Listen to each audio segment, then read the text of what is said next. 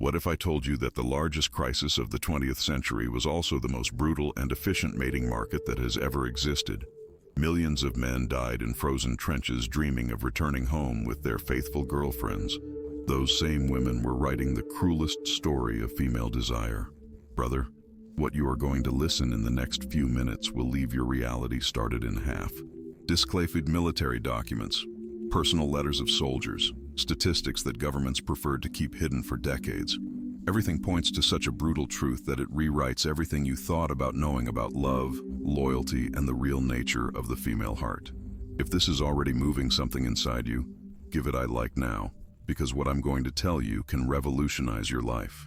We are not talking about theories. We are talking about historical facts that will make you see the relationships with completely new eyes.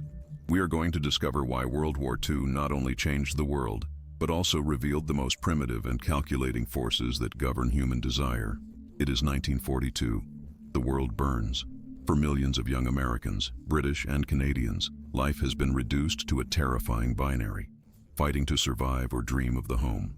They are crouched in frozen trenches in the Ardennes, their breath staining the air, their fingers numb in the triggers of their rifles, or scrutinizing empty skies on the Pacific, their ears attentive to the buzzing of engines that could mean death. His world is mud, metal, and a penetrating and overwhelming fear. But in their minds, they carry a talisman, a psychological anchor against the storm. They carry their memory, the girl at home, her face in a hidden photograph next to her heart, the aroma of her perfume in a letter, a fragile ghost of a world that now seems impossibly distant. She is her reason. For her, she is fighting. They imagine it working with a rivet gun in a factory, the hair collected backwards, doing its part. They imagine her writing faithful cards, waiting for her love, a constant star in his shattered world.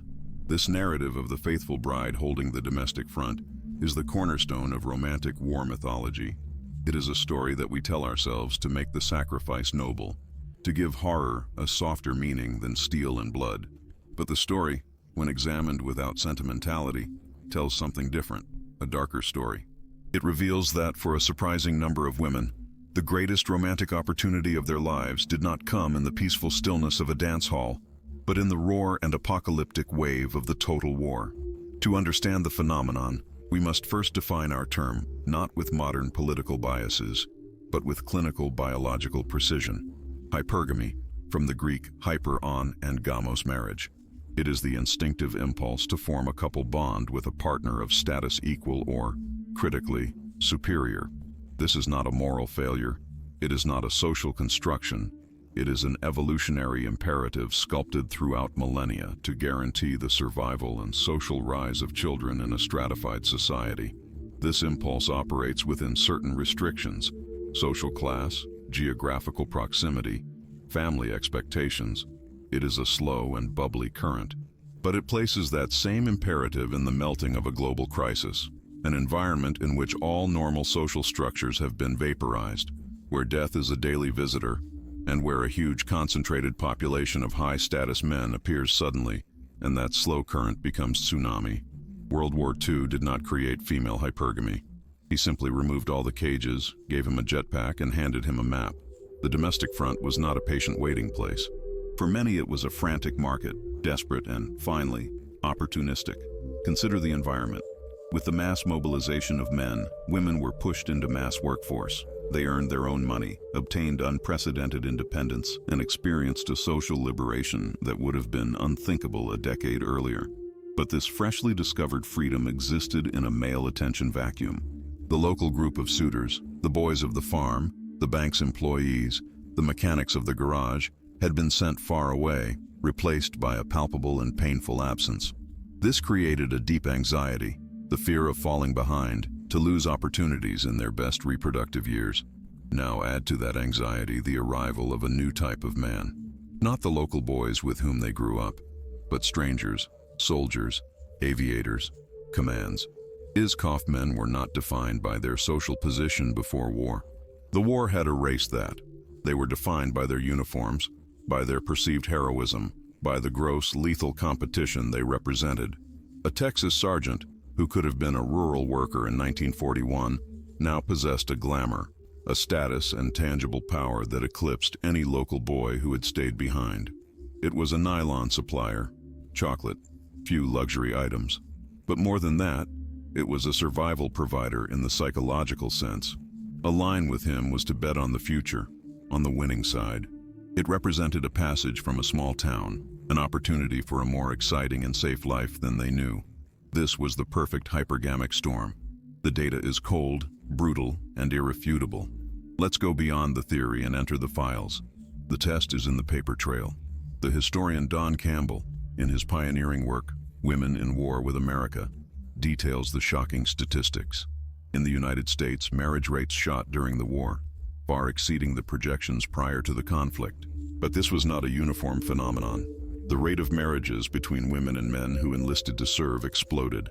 It was a career motivated by panic to ensure a link before the uncertainty of combat. But the most revealing data comes from what happened after the war, with the so-called war brides. The United States government approved the War Girlfriend Law of 1945 and later the Foreign Boyfriends Law to facilitate the immigration of spouses and promised of the U.S. Armed Forces. The numbers are alarming. More than 100,000 women alone from the United Kingdom emigrated as war girlfriends to be with their American husbands. Tens of thousands came from Australia, New Zealand, and the entire European Europe, Italy, France, Germany. This was not a drip. It was a huge migration of women, a literal vote with the feet at a global scale, choosing the American winner over his own compatriots. The British government, alarmed by the exodus of its young women, led internal studies, worrying about the loss of its female population against rich and glamorous Americans. His own documents reveal a deep anxiety about the imbalance of economic and social power. The Yankees were perceived as better suppliers, with their nation intact by the devastation of war, offering a land of abundance compared to the ration books of Great Britain. This was hypergamy at the scale of civilization. Now let's leave the macro level to the micro. Let's know people behind the numbers. And this is where history becomes painfully human and where the gloomy reality enters a clear and sharp approach. The National Archives are full of soldiers who returned home and found their world destroyed not by bombs, but by betrayal. These are not dry historical documents. They are screams of anguish trapped in ink, frozen over time. Consider the case of Soldier James Miller of Ohio. His letters to his institute's girlfriend Mary are a chronicle of devotion. He sends his pay home. Talk about the small house they will build. Draw images of the porch swing on the margins. Survive the hell of the Battle of the Ardennes. His body intact, but his marked mind.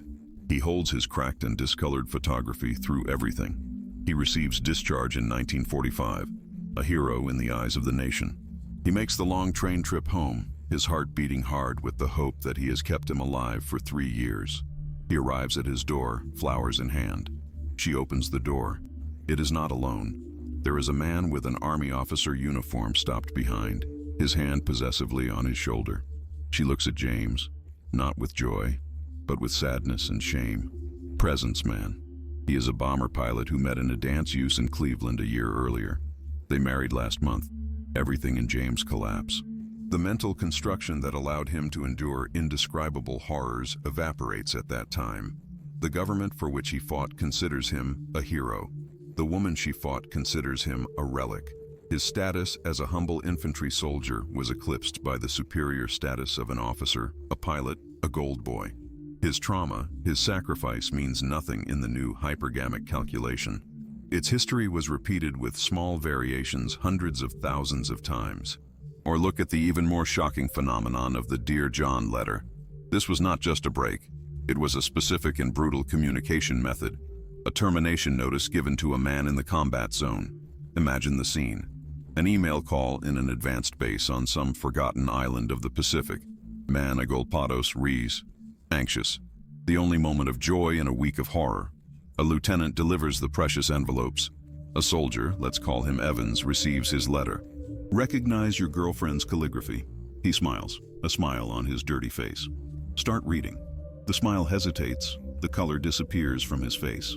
The letter is not full of love and nostalgia. It is a clinical and cold document. He explains that she has met another person, someone who is in the United States, someone whose future is not at risk.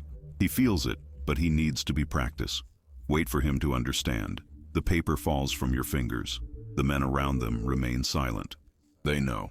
They have already seen this before. The military command recognized the devastating impact that these letters had on morals and combat efficacy. Some units even had officers who pre-proclaimed the mail and retained the letters "Dear John" until after a mission, fearing that a demoralized soldier became a careless soldier, a danger to himself and his companions. The war machine was literally sabotaged by the inexorable operation of female hypergamy. The needs of the heart were above the needs of the nation. This behavior was rational. From a purely Darwinian perspective, it was brilliant. The woman who linked to the man of highest status available, the best apparent opportunity for survival and provision, was making the ideal choice for her genetic legacy. The pilot, the officer, the coach with a safe position. These were the awards. The infantry soldiers in the trenches, the sailor in a destroyer in waters infested with submarines, these were more risky bets. His mortality rates were high. Waiting for them was risking everything. The crisis worked as a filter, forcing women to make brutally efficient decisions.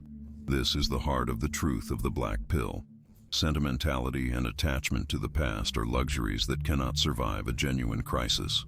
Loyalty is conditional, love is contingent, depends on the man's ability to maintain status and security, especially when the world is falling apart. The soldier who came out as an institute boyfriend returned to discover that the criteria had changed. He could have been a hero, but it was a bad supplier. He had few perspectives or was broken, traumatized, competing against men who had gained raw status and wealth during the war, not just risking their lives. The battlefield did not end in Europe or the Pacific. He continued on the domestic front, a silent social battlefield, where weapons were charm, status, and security promise, and the casualties were the hearts of men who had already given everything. This is not an accusation to women. It is an accusation to a fairy tale narrative that has been sold to men by generations.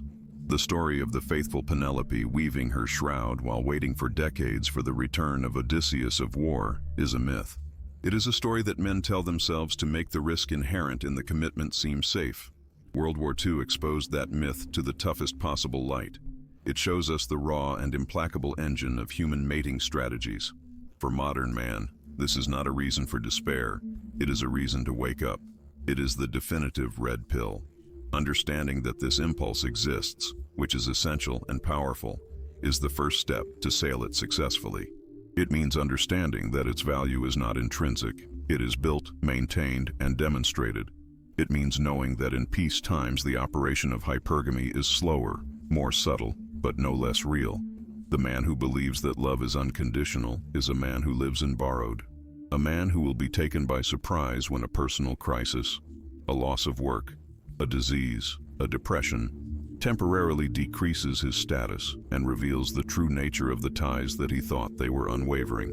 The lessons of war girlfriends are not confined to history books. They are being deployed in each request for commitment, in each divorce cut, in each relationship where a man believes that his past actions are sufficient to guarantee future fidelity. We have seen the configuration, the perfect storm. We have seen the cold and hard data of mass female migration. We have felt the visceral pain in the heart of individual soldiers, betrayed by the same paradigm that we're dying to protect. But this is just the beginning. This is only the general contour of the phenomenon. Because to really understand the depth of this, we must travel to the very epicenter of the crisis. We must go to the conquered nations, to the ruins of Germany and Japan, because it was here, in the despair absolute ion of defeat, where the entire social order collapsed, where survival was a daily struggle, that female hypergamy demonstrated its most implacable, most shocking, and brighter form. The silence that fell on Europe and the Pacific in 1945 was not the silence of peace, was the silence of the tomb, of exhaustion, of total ruin. For the victors, it was a tired triumph time, slow demobilization, and the long trip back home. But for those defeated, it was the beginning of a new struggle, and several more scary ways. The struggle for survival in a world that had been systematically dismantled. The cities were reduced to silhouettes cut against the sky. Drawed landscapes where the stench of death and decomposition persisted for years. There was no food, there was no fuel, there was no law. The social contract, that fragile agreement that keeps civilization together, had been destroyed. In that absolute zero of human existence, where any claim of morality and culture had been eliminated, only the most primitive instincts remained. And it is here, in the absolute heart of darkness, that we witness the most implacable and philosophically devastating expression of female hypergamy. This is not the story of choosing a handsome American pilot about a local boy. This is the story of what happens when the choice is between allying with the man who burned your city to the foundations, or hear your child starving in your arms. To understand the landscape, you must first understand the total defeat. In Germany, the concept of 0 hour was born. It was the recognition that the clock had been restarted, that all of the above was irrelevant, and that life would now be measured in calories, cigarettes, and pieces of coal. The occupation forces, American, British, French, and Soviet, were not mere soldiers. They were gods. They controlled everything. They possessed the only viable currency: food, medicine, chocolate, nylon socks, and the absolute power of life and death. A single American soldier feeding a German child with a Can-Can-C was a more powerful power symbol than any tank. In Japan, devastation was even more complete. The atomic bombs had vaporized 2 cities, but the conventional bombardment had incinerated more dozens. The divine emperor, a living god for centuries, was forced to give up his divinity. The Japanese people were not only defeated, they were spiritually annihilated, floating in a cosmos that had been fundamental and violently broken. In that psychic and physical vacuum, the American occupant, the gaijin, the barbarian, who now had the keys of existence itself, emerged. It is in this context that the most shocking and strategically brilliant hypergamic maneuvers were developed. The women of the defeated nations, particularly Germany and Japan, faced such a brutal calculation that makes the letters "Dear John" look sentimental. His men were dead, missing or languishing in prisoners, returning broken and imbland, often unable to talk about his trauma. His status had been reduced to less than 0 by the simple fact of his defeat. Being a German in 1945 was to be a couple, a symbol of failure and a monstrous ideology. Being a Japanese was being the incarnation of a failed divine mandate. They could not provide, they could not protect, they only offered shared hunger and a legacy of shame. And then the victors arrived, the Americans. They were healthy, well-fed, confident, and endowed with an apparently endless abundance. They represented the final evolutionary award, the survival itself. Align with them was not a matter of social assent. It was a matter of biological imperative. It was hypergamy stripped of all romance, of all claim, all artifice. It was a raw Darwinian transaction. The term for these relationships was hygienized by history, fraternization. But that clinical word hides a universe of despair, calculation, and survival. The Allied command initially prohibited fraternization with the German population. It looked as a risk of security and moral failure, but the order was completely inapplicable. It was like prohibiting ascending tide. The attraction was not only romantic, it was gravitational. The American soldier, often lonely and far from home, was looking for a company. The German Fräulein sought salvation. A famous and obsessive photograph of the time captures this dynamic perfectly. A beautiful German girl, her perfectly combed hair, walking among the rubble of her city. He is smiling, laughing, from the arm of a handsome American soldier. In the background, a group of Germans cabizbajos stare, the look in his eyes. Their faces do not express anger, but defeat profunda and existential. They lost the war, lost their city, and now they are seeing the women of their nation choose the enemy. The woman is not a traitor, she is pragmatic. He has taken the only rational choice available to her in an irrational world. His smile is not of joy, but of relief. He has assured a place in the New World Order. The phenomenon in Japan was even more complex and culturally devastating. The girls, bread became a tragic and omnipresent figure of the occupation. They were Japanese young, often good families, now completely impoverished by war, who courted American soldiers for food or simple protection. It is believed that the term itself is onomatopoeic, the sound of one hand hitting another in a transaction. But reducing this to simple prostitution is losing the deep hypergamic strategy at stake. For many of these women, the goal was not a single meal or a pair of stockings. The objective was a permanent link. The goal was to become a war girlfriend. They were participating in the riskiest audition of their lives, using the only currency they had to attract the attention of a high-status supplier. The most successful of them were not seen as prostitutes. They were strategists sailing in the ruins of their ancient world to ensure a place in the new one. They learned English, adopted American ways. They offered not only sex, but the illusion of domesticity and companionship in a foreign and hostile land. For a lonely soldier, this was a powerful attraction. The relationship between a girl bred and her GI was a microcosm of the entire occupation, a power transaction where resources and security were exchanged for company and an appearance of normality. Children born from these unions, the so-called occupation babies, are the living testimony of this brutal period. In Germany, they were called Mischlingskinder, or more crudely Besatzungskinder, occupation children. Their lives were often incredibly difficult, trapped between two worlds, without belonging to any. They were the living and breathing of national humiliation and personal trauma, but its mere existence is the proof of the success of the strategy. Their mothers, ensuring a genetic bond with the winner, guaranteed that their children were a passport to the winning tribe. This is hypergamy operating at its most fundamental genetic level. It's not about emotion. It is the cold and hard calculation of the genetic legacy and the acquisition of resources. The mother could have faced ostracism, but her son could have the opportunity to live in America, the land of abundance, far from the hungry ghosts of Europe. This was a long-term investment against absolute catastrophe in the short term. The case of Japan offers one of the most shocking examples of this calculated choice. The story of Hiroko, a young woman from an ancient aristocratic family in Tokyo, is archetypal. The house and wealth of his family were vaporized in the bombings. His father, a proud imperial officer, committed seppuku when he heard the emperor's surrender speech, unable to live in a world where his entire belief system had collapsed.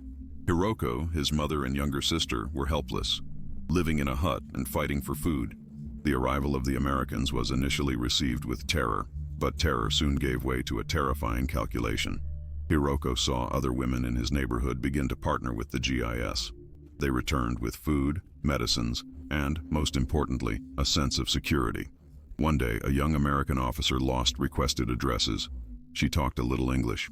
He was educated, handsome, and clearly powerful. He made a decision at that time that it would have been unthinkable 2 years earlier. He did not see the enemy. He saw a supplier. He cultivated the relationship with the strategic precision of a general. He learned apple cake baking with rationed ingredients. He listened to his stories. He offered a refuge in the stress of occupational duty. Within a year, he married him and was on his way to a new life in California.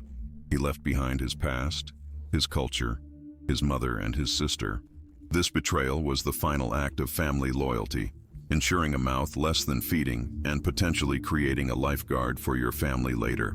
This is the impossible moral calculation of hypergamy in crisis. There is no correct answer.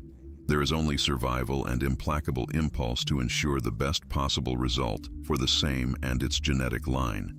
This behavior is not a historical aberration. It is the default configuration of human nature when the varnish of civilization is scraped. Lessons for modern men are not to blame women for being pragmatic. The lesson is to understand the true natural ISA of the game. The value of a man is contingent and contextual. His previous acts are irrelevant. His promises make no sense. Its inherent goodness has no value. Its value is determined by its current ability to provide, protect, and project power and security here and now. The man who loses his job and falls into depression cannot appeal to the love he shared with his partner. It is at that time a defeated soldier returning to a home that is gone. Do you feel that weight in the chest?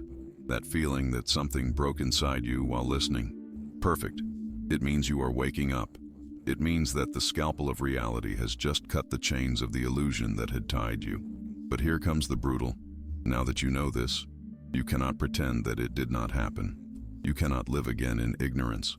You are responsible for acting with this information or becoming another victim of the system. Listen to what whispers inside you now. Will you continue to be a spectator of your own life, or will you build something that no one can snatch you? If this video left your reality started as it happened to me when I discovered these documents, he says, I order without saying anything. It is the password of those who have understood, because in 7 days I return with something that will make this video look like a children's game.